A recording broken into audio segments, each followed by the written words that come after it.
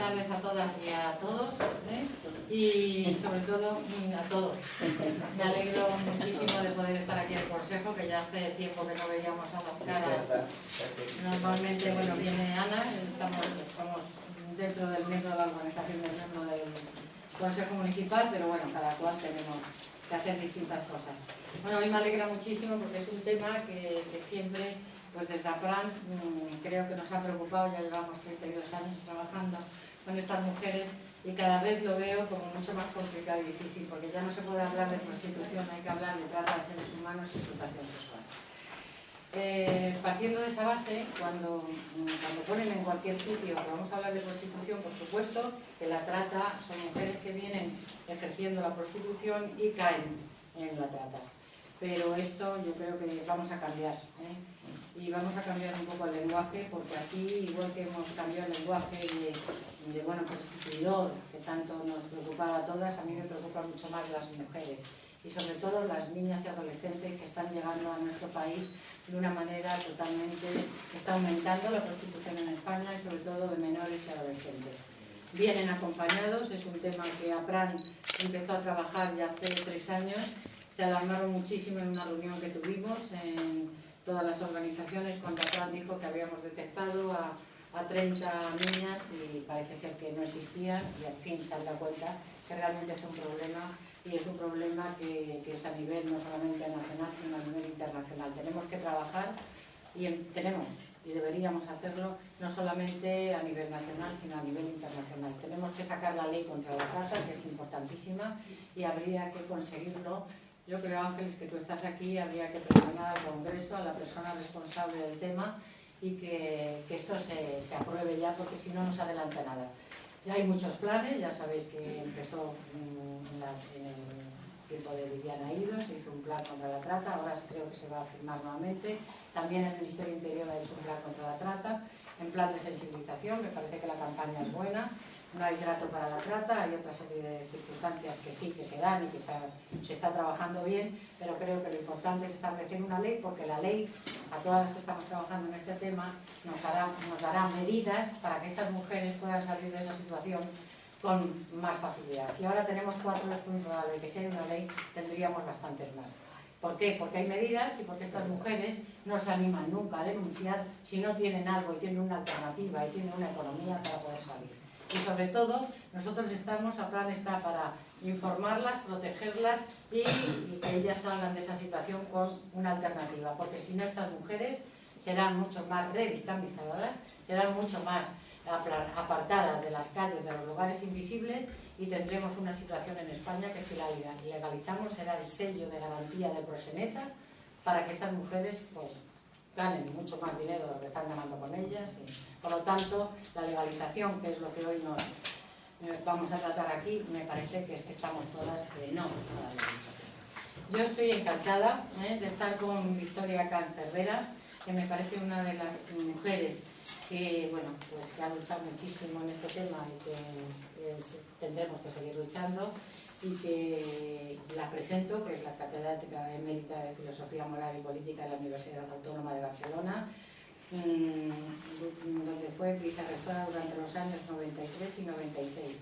Fue senadora independiente del PSC, PSOE y consejera de Cónsul Audiovisual de Cataluña en el 2002 y 2008. Actualmente es presidenta de la Fundación Víctor Rufo Lucas, miembro del Comité de Bioética de Cataluña, y ha sido también presidenta del Comité de Bioética de España. Entre otros muchos libros y destacados es El siglo de las mujeres, pero es autora de otros muchos títulos y ensayos como La imaginación ética, Virtudes públicas, La voluntad de vivir, Creer en la educación, El declive de la ciudadanía o El gobierno de las emociones, que fue Premio Nobel de ensayo en el 2012.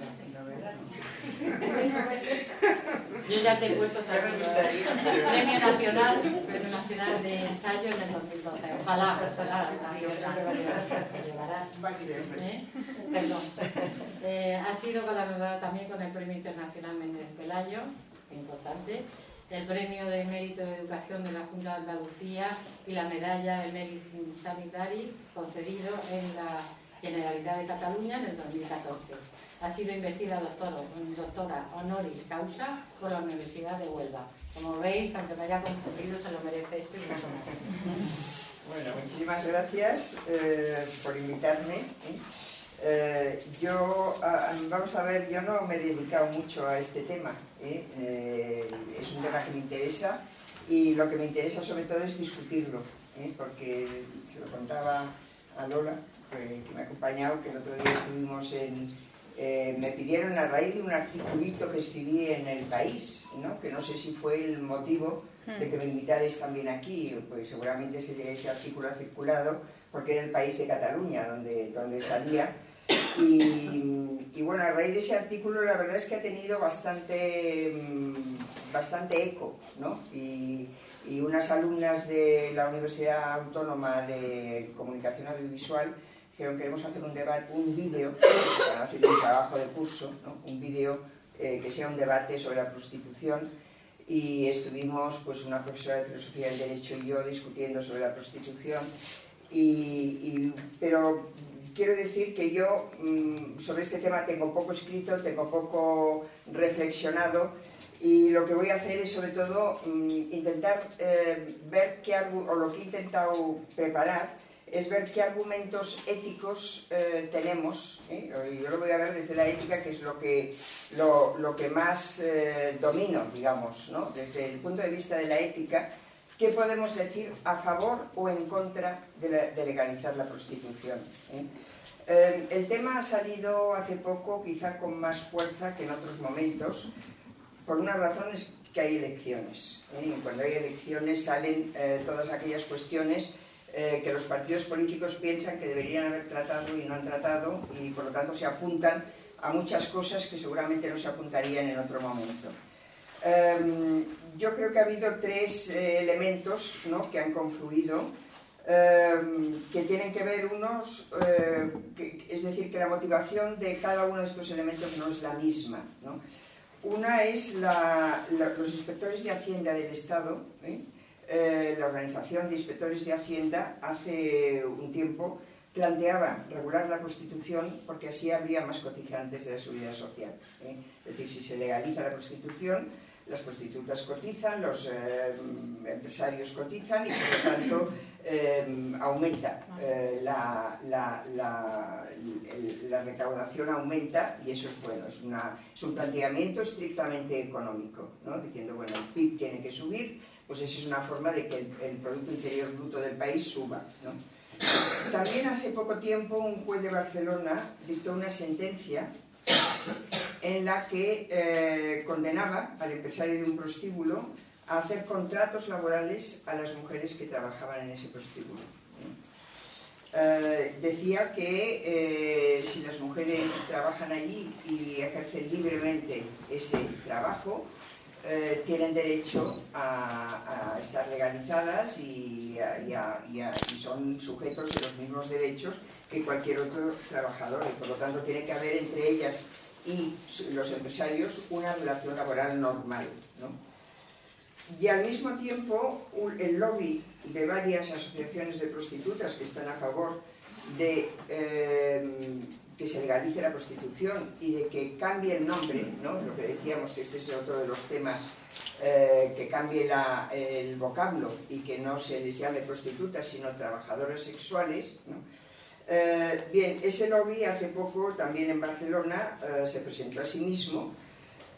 Decían: todas las mujeres que ejercemos sexo de pago lo hacemos libre y voluntariamente, porque si no, no es prostitución, es esclavitud. Bueno, desde mi punto de vista la prostitución ya es esclavitud. O sea, la prostitución es una palabra que solo es negativa. No hay forma hay que cambiar la palabra para darle un sentido positivo. Una cosa se prostituye, cualquier cosa se prostituye cuando pierde su autenticidad, cuando pierde su significado original, ¿no? Prostituir algo es degradarlo, es deteriorarlo, es desvirtuarlo, es pervertirlo, ¿no? Por lo tanto, no hay forma, le demos la vuelta que le demos, de considerar que la prostitución puede ser buena, digamos, ¿no? Hay que cambiar la palabra, ¿no? Por eso estas mujeres lo que piden es ser llamadas trabajadoras. Pero lo piden aduciendo que lo hacen libre y voluntariamente, ¿no? Y este es otro de los temas, ¿no?, que hay que discutir. Entonces vamos a ver, como decía antes, ¿no?, desde el punto de vista de la ética. En nuestro país estamos en una situación frente a este tema de alegalidad, lo único que está penalizado y es un delito es el proxenetismo, pero la trata, en fin, el ejercicio de la prostitución, todo eso se hace la vista gorda y ni se penaliza ni se legaliza, con el argumento generalmente de que la prostitución ha existido siempre, nunca dejará de existir, forma parte de la condición humana, todo lo cual es absolutamente cierto, ¿no? Y por lo tanto es mejor no hacer nada, ¿no? Frente a esto, lo primero que hay que decir es que la alegalidad, cuando hay un problema, no protege a nadie, ni frena nada, por lo tanto es la posición más cómoda, es la que genera menos conflictividad, digamos, social, en el sentido de que no decir nada, bueno, es la táctica de nuestro presidente actual, ¿no? El inmovilismo, el no hablar, el no decir, el procurar como si no estuviera, ¿no?, como si no existiera. Entonces eso no protege ni a las prostitutas ni hace que disminuya la prostitución, ¿no? Por lo tanto, no es una buena estrategia el no legalizar.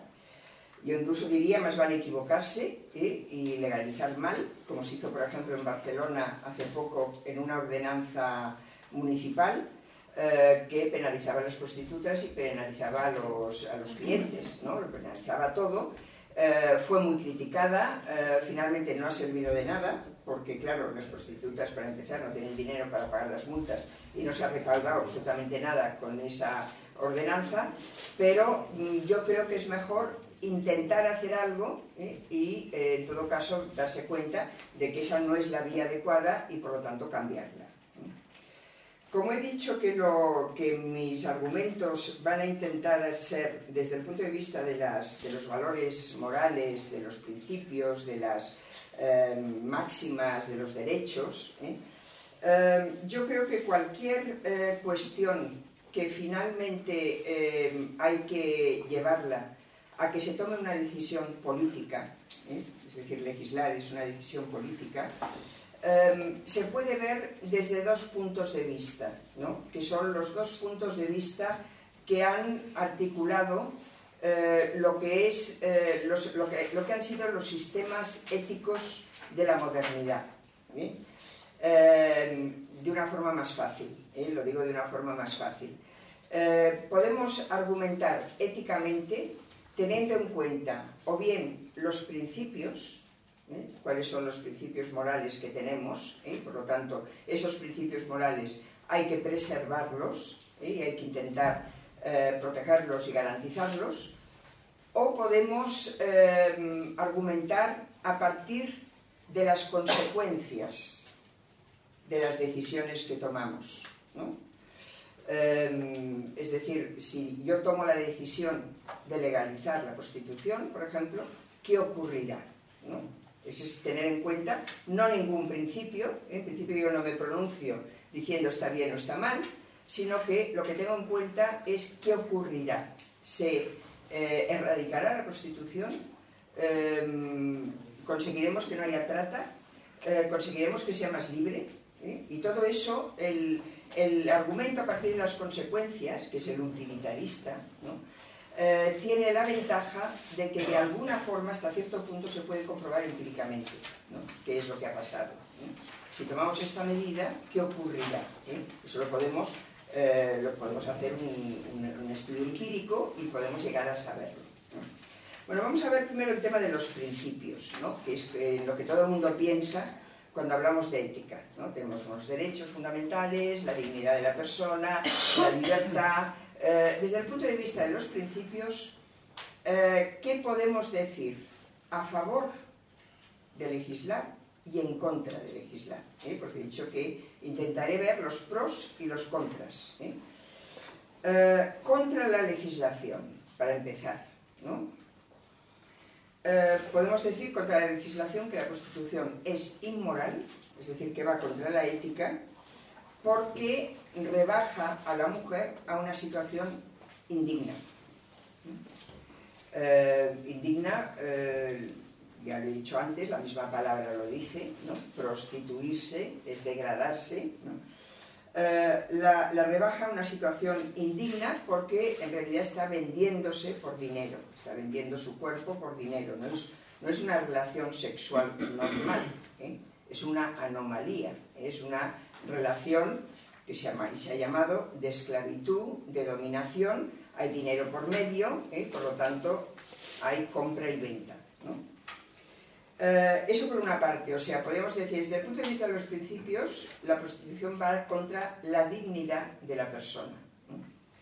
Otro principio que aquí nos ayuda, es decir, la mayoría de las prostitutas no lo hacen libremente, lo hacen obligadas, lo hacen forzadas, no tienen otra forma de salir adelante, de ganarse la vida. Bueno, suponiendo que sea salir adelante, ¿no? el dedicarse a la prostitución.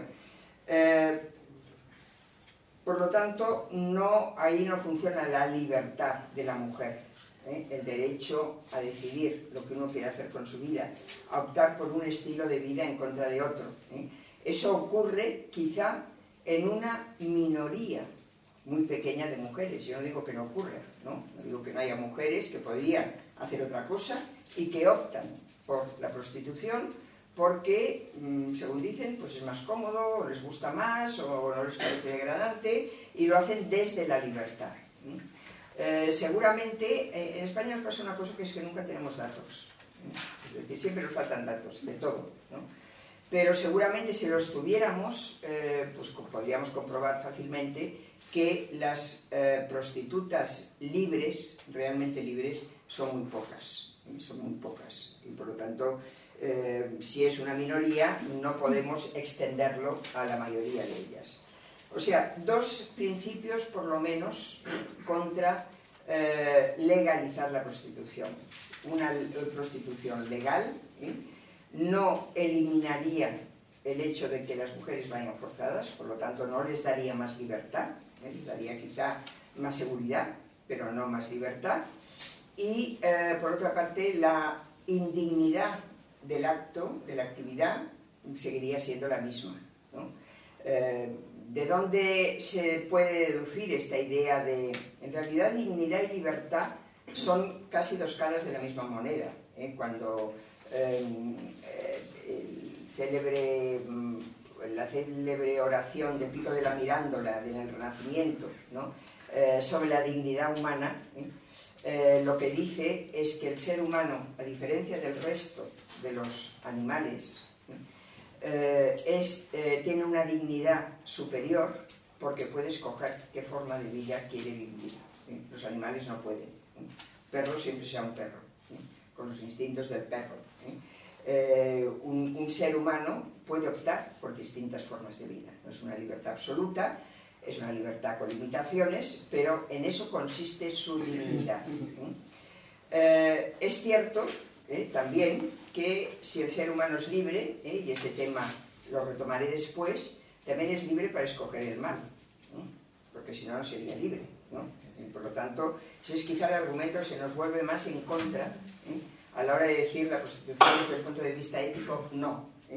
Si afirmamos la libertad individual tiene que ser libertad para todo, lo que se pueda materialmente hacer, ¿no? Si no, no es libertad. Libertad para equivocarse, libertad incluso para destruirse, para destruir al otro, es decir, eso es libertad. Bien, pero quedémonos con esta idea, ¿no? Hay dos principios, la dignidad de la persona y la libertad, que parecen contrarios a lo que conlleva la prostitución.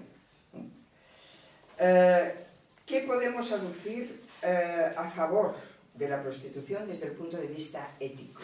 Es decir, a favor de una prostitución abierta, legalizada, sin ningún tipo de trabas ni de en fin, salvo el proselitismo, ¿no? Que sería la legalización, quizás sería una forma de eliminarlo y evitarlo. El único argumento que hay a favor de legalizar la prostitución vuelve a ser el de la libertad de la persona.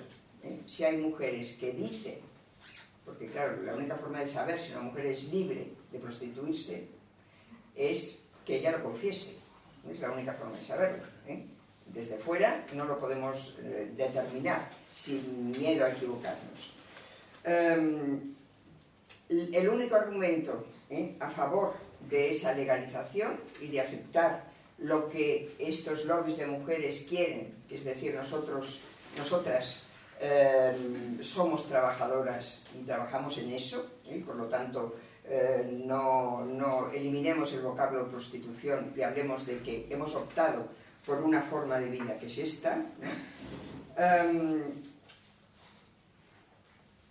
a favor de la legalización pues está esa libertad contra lo que para muchos y muchas es visto como un moralismo puritano. Es decir, si las mujeres dicen que lo hacen libremente y si incluso mayoritariamente, porque hay muchas formas de hacer mayorías y de conseguir mayorías, ¿no? Mayoritariamente apuestan por la legalización, el único argumento moral en contra es un moralismo puritano que dice esto es desagradable, esto es repugnante, esto no debe ser así, ¿no? Esto va contra la dignidad, pero no deja de ser un punto de vista de una moral que a lo mejor tiene reminiscencias religiosas, que, en fin, cómo se fundamenta, ¿no? Las normas morales no se fundamentan.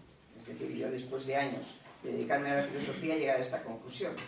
La filosofía se ha pasado siglos intentando encontrar el fundamento de la moral y no lo ha encontrado jamás. Kant, que es el que más se acerca, dice que el fundamento de la moral es la razón. Pero bueno, ¿qué es la razón? ¿No? ¿Y la razón es una? ¿O hay tantas razones como personas? ¿No? Por lo tanto, fundamento, una vez eliminamos el fundamento divino, o una supuesta ley natural, no tenemos fundamento para las normas morales. No hay más fundamento que, creo yo, el consenso universal, digamos, ¿no? Si entendemos la libertad como un gran base, como el valor básico de un conjunto de derechos y la igualdad como otro valor básico de un conjunto de derechos, es porque poco a poco hemos ido llegando a un acuerdo de que estos son los valores fundamentales. Pero es el consentimiento universal el fundamento, ¿no? Bueno, nadie nos asegura que dentro de 50 años, ¿no?, la prostitución, la legalización de la prostitución forme parte también de todo eso y lo veamos como algo perfectamente legítimo, ¿no? Todo es contingente, ¿no? Todo depende de convenios, ¿no? De lo que acordemos. El futuro será el que queremos que sea, el que querramos que sea, ¿no? Bueno, pues a favor de legalizar la prostitución, ¿no?, hay esa afirmación de la libertad de las mujeres que se dedican a la prostitución, y contra eso lo único que cabe decir es que, o lo único que se aduce por parte de quienes reclaman esa libertad, es que lo otro es un moralismo que no tiene fundamento, que es puritano y que por lo tanto, pues hay que eliminarlo. Es más, dentro de ese argumentario, ¿no?, se suele decir también que si realmente se legaliza la prostitución, se evitará la dominación que ejercen las mafias, ¿no? Al ser más libre y al ser más abierto, la dominación no será la misma, y la mujer estará más protegida, que puede ser que sea cierto. La mujer estará más protegida, será más libre, por lo tanto, porque la seguridad en parte es condición también de la libertad, no tendrá que salir a la calle, no tendrá, es decir, todo estará más ordenado, ¿no? Y por lo tanto será incluso mejor para ella. Bueno, esto con respecto a los principios, no se me ha ocurrido nada más con respecto a los principios, ¿no? Pero ya veis que hay razones a favor y en contra, es decir, que los principios morales sirven para lo que sirven, ¿no? Y no solo sirven para lo que sirven, sino que a la hora de interpretarlos, y a la hora de intentar explicar si realmente la prostitución va contra la dignidad, pues seguramente en esta sala quizás sí que estaríamos todos de acuerdo, pero no en general, ¿no? Habría quien diría que sí, quien diría que no. Por lo tanto, no son conceptos que tengan un significado claro, inequívoco, determinado y definido, ¿no? Sino que un concepto como dignidad pues tiene un significado muy abierto. Por eso no podemos descartar la otra forma de argumentar, que es tener en cuenta las consecuencias, ¿no? Las consecuencias de las decisiones que tomamos, ¿no? Esto yo siempre he defendido, y bueno, contra algunos o bastantes de mis colegas, ¿no? Que la ética de los principios y la ética de las consecuencias son complementarias. No podemos decirnos que hablar de consecuencias es desvirtuar la ética, como algunos piensan, ¿no? Porque lo importante es que se cumplan, que se garanticen los valores, los principios, los derechos fundamentales, ¿no? No podemos hacer depender los derechos de las consecuencias de si ese derecho lo respetamos o no. Por ejemplo, ¿no? La pena de muerte. La pena de muerte es el ejemplo que siempre se pone, pero es que es muy claro, ¿no? La pena de muerte está erradicada, pero no mundialmente, ¿no? Pero en la mayoría de los estados de derecho está erradicada porque se considera que nadie debe tener esa facultad de destruir a una persona, matar a una persona, haya hecho lo que haya hecho. Es decir, nadie puede disponer de la vida de otro, por malo que sea y por delincuente que sea, ¿no? Claro, si tenemos en cuenta cuáles podrían ser las consecuencias de un sistema penal más duro, que no hubiera eliminado la pena de muerte, podría ser que hubiera menos delincuentes. Parece que no, pero podría ser, ¿no? Pero podemos hacer depender el eliminar o no la pena de muerte de cuáles sean las consecuencias, de tenerla o no tenerla en el Código Penal, de aceptarla o no aceptarla.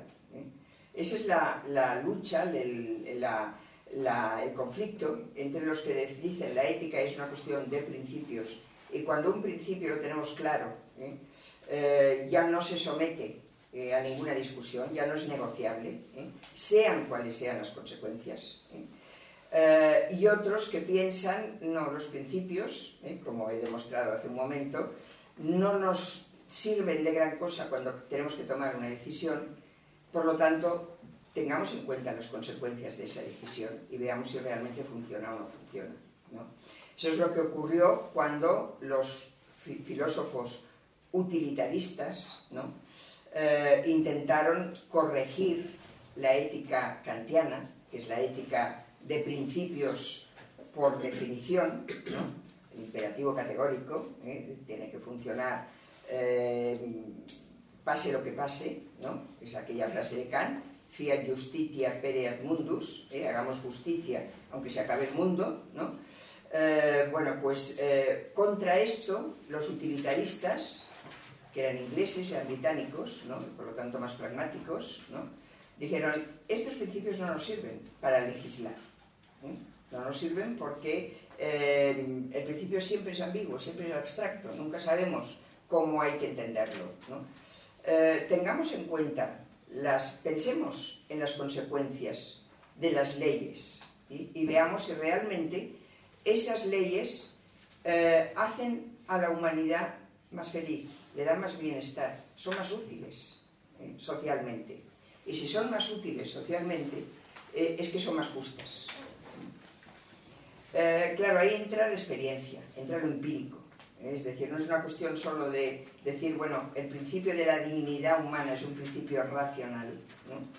Y aunque esa dignidad en la práctica, el respeto a esa dignidad no la haya demostrado nunca nadie, tenemos que seguir defendiendo que ese es un valor, ¿no? El tener en cuenta las consecuencias es pensar es intentar contrastar aquello que queremos hacer con lo que ocurre si lo hacemos, y ver si realmente es mejor o peor que lo que teníamos. Yo creo que es un buen complemento de la ética de principios, el pensar en las consecuencias. De hecho, es lo que Max Weber, que fue el que contribuyó más a distinguir, aunque no era filósofo, era más bien sociólogo, pero a distinguir estas dos formas de ética, ¿no? Es lo que dice, aunque no siempre se ha interpretado así. Él dice, un político no puede ser solo un hombre de principios, ¿no? Entendiendo por principios, por ejemplo, ser un pacifista a ultranza. En el mundo en que vivimos, un político pacifista dura 2 días, porque no puede hacer la mayoría de las cosas que se verá obligado a hacer, ¿no?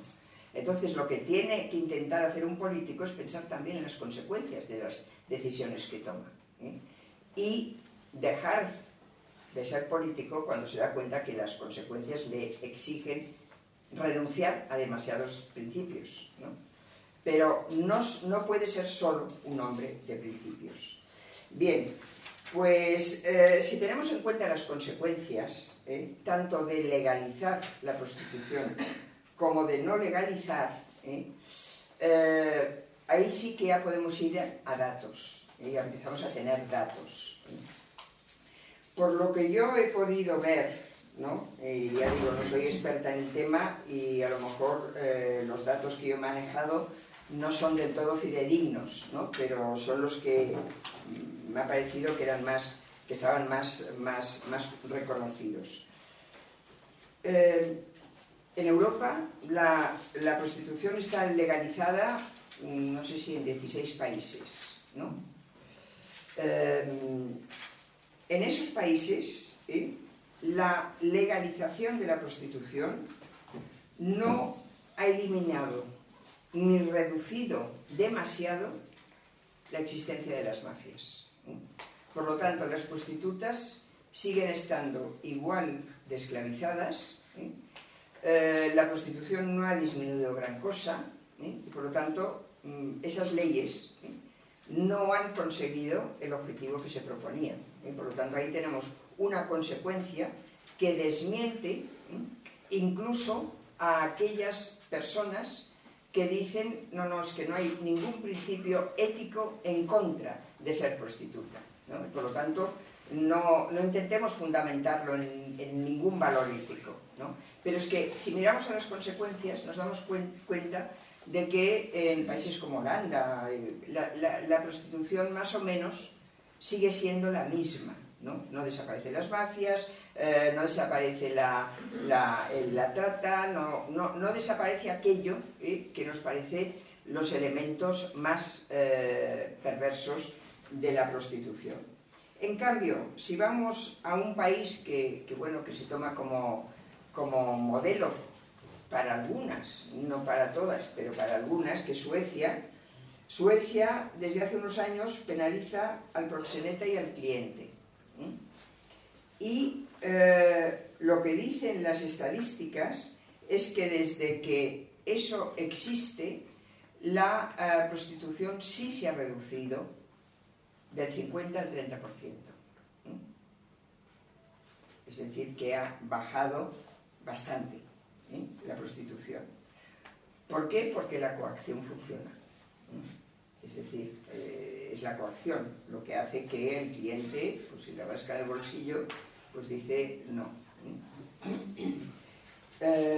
Es una visión pragmática, pero yo creo que hay que tenerla en cuenta también, porque estamos hablando no solo en teoría de qué habría que hacer, sino de, pensamos, el objetivo último, es decir, esto, ¿conviene legalizarlo o no conviene legalizarlo? Bueno, pues ya tenemos la base de que allí donde se ha legalizado no ha cambiado mucho el panorama, y por lo tanto, pues así las mujeres tienen más seguridad jurídica, pero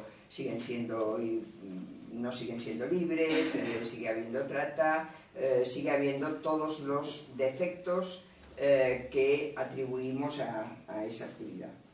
Entonces yo creo que ya para concluir un poco, ¿no?, y llevarlo a un terreno más teórico, yo creo que ante el fenómeno de la prostitución nos encontramos con lo que yo llamaría las paradojas de la libertad, o las paradojas del liberalismo, ¿no?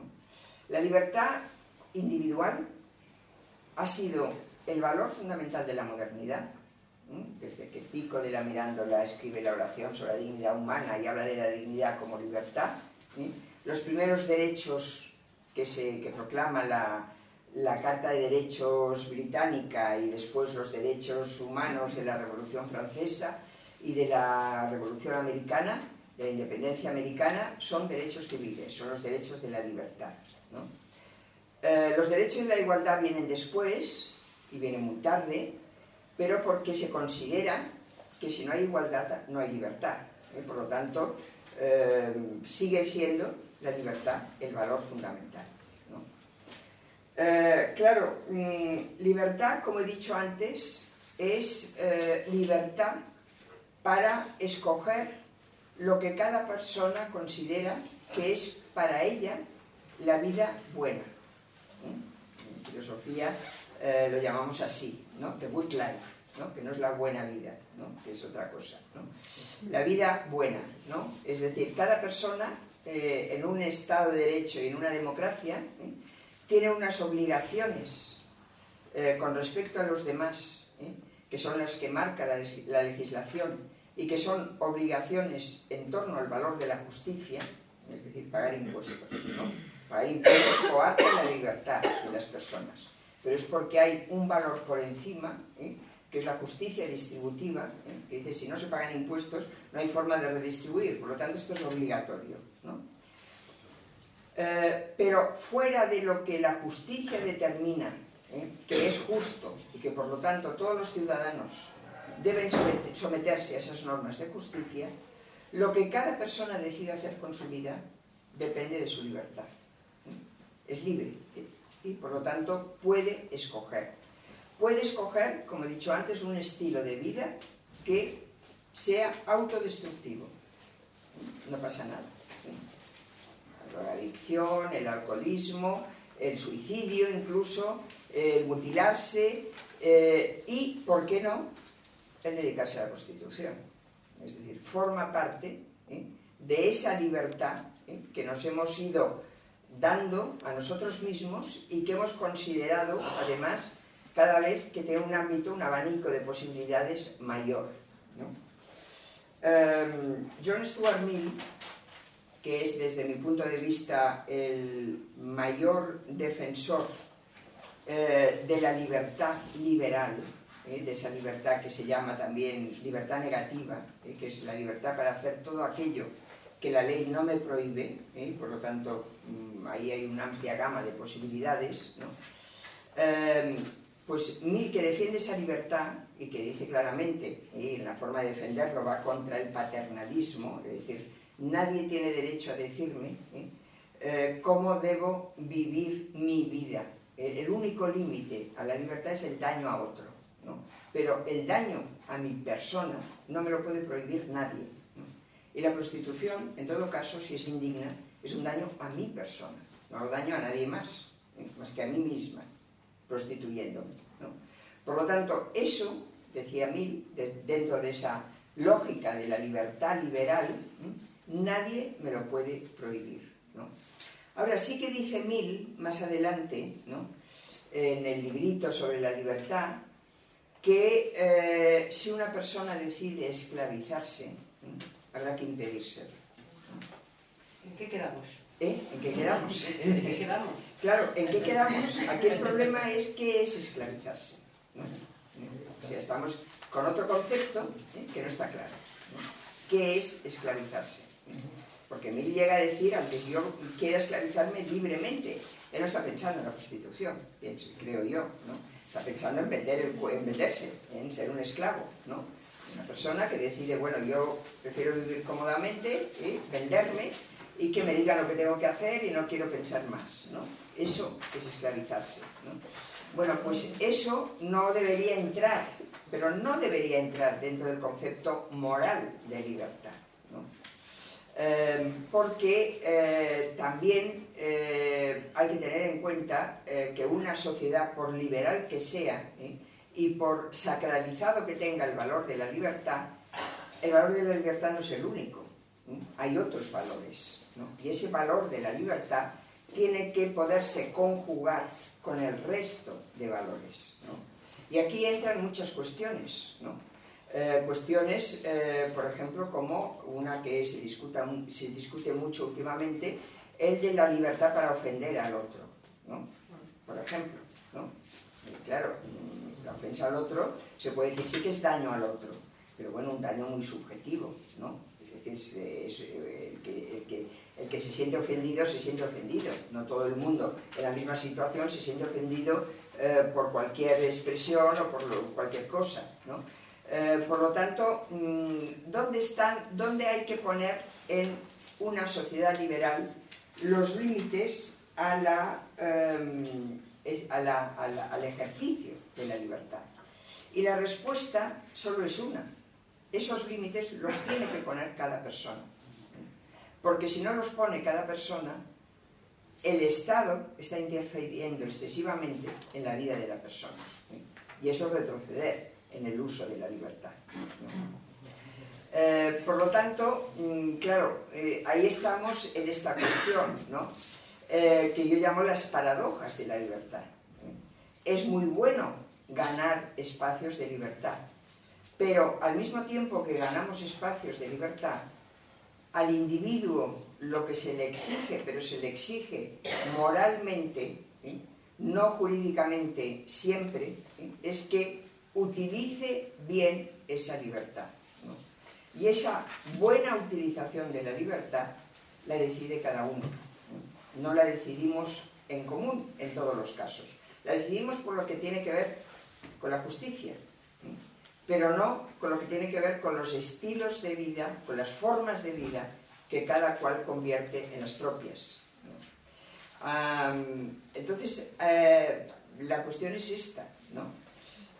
Cuando nos planteamos si legalizamos o no legalizamos la prostitución, como nos podemos plantear si legalizamos o no legalizamos la drogadicción, ¿eh? Ahora tenemos, por ejemplo, un cierto debate con el tema de las vacunas, ¿eh? Es un tema parecido y no parecido, porque ahí sí que afecta a una tercera persona, ¿no?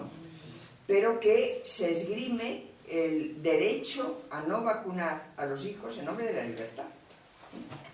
Porque sí que es verdad que hay algunas razones mínimamente contrastadas que, bueno, que algunas razones o algunas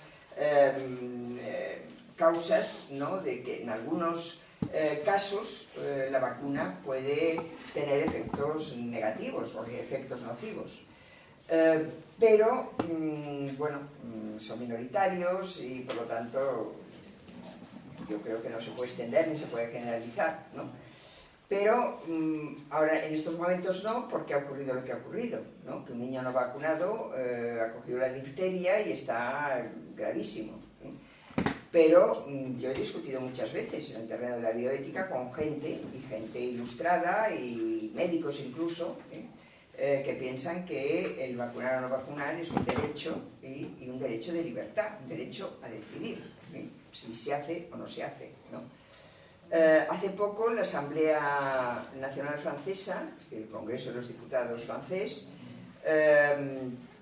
me parece que hizo una ley o un decreto por el cual prohibía que se contrataran modelos, niñas, bueno, adolescentes, jóvenes, por debajo de un peso determinado, ¿no? Bueno, es también una cuestión controvertida, ¿no? Forma parte de la libertad, el decidir mi peso, ¿no? El decidir si como, si no como, incluso si me curro en patologías como la anorexia, ¿no? Entonces, yo creo que la cuestión es esta, la cuestión fundamental, ¿no?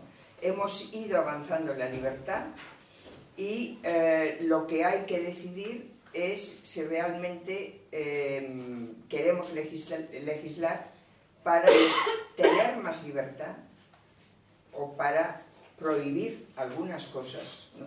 Porque en el caso de no legalizar la prostitución, en realidad estamos prohibiendo, aunque he dicho al principio, estamos en una situación de alegalidad, pero en realidad estamos diciendo eso no está bien y por lo tanto no debería ser legal, no debería ser así. ¿Hasta qué punto hay que interferir en eso, ¿no? Y de qué forma hay que interferir en eso, ¿no? Yo la conclusión a la que llegaría es que aunque hay argumentos a favor y en contra desde la ética, de una postura o de la otra, yo creo que podemos afirmar, sin equivocarnos, que la gran mayoría de mujeres que se dedican a la prostitución lo hacen forzadas, no son libres, ¿no? Y que cualquier ley, y yo creo que se puede decir así, pero si no pues lo discutimos, cualquier ley tiene que intentar por encima de todo proteger a las personas más vulnerables. Es decir, no se puede o no se debe legislar pensando solo o mayoritariamente en aquellas mujeres que ejercen la prostitución libremente, porque son muy pocas, ¿sí? Y son las que tienen más capacidad económica y son las que tienen también más poder. Hay que pensar en las que lo hacen por obligación y por lo tanto enfocar la legislación en ese sentido. Por lo tanto, el argumento de que las mujeres ejercen la prostitución libremente es falso. Es falso casi en la mayoría de los casos. Y por lo tanto, yo creo que ese es el argumento más sólido que podemos tener. Es decir, no son libres, ¿no? No podemos engañarnos y decir que en nombre de la libertad hay que dejarles que ejerzan la prostitución, hay que procurar que no lo hagan. Otra cosa es cómo se procura que no lo hagan, ¿no? Y ahí hay campañas, hay muchas formas de hacerlo y de protegerlas, que no sea por la vía esa más directa, es decir, legalicémoslo, digamos que son trabajadoras y por lo tanto las protegemos y de este tema no se habla más porque lo hemos convertido en un trabajo normalizado. Yo creo que esa no sería una buena solución. Gracias. Gracias.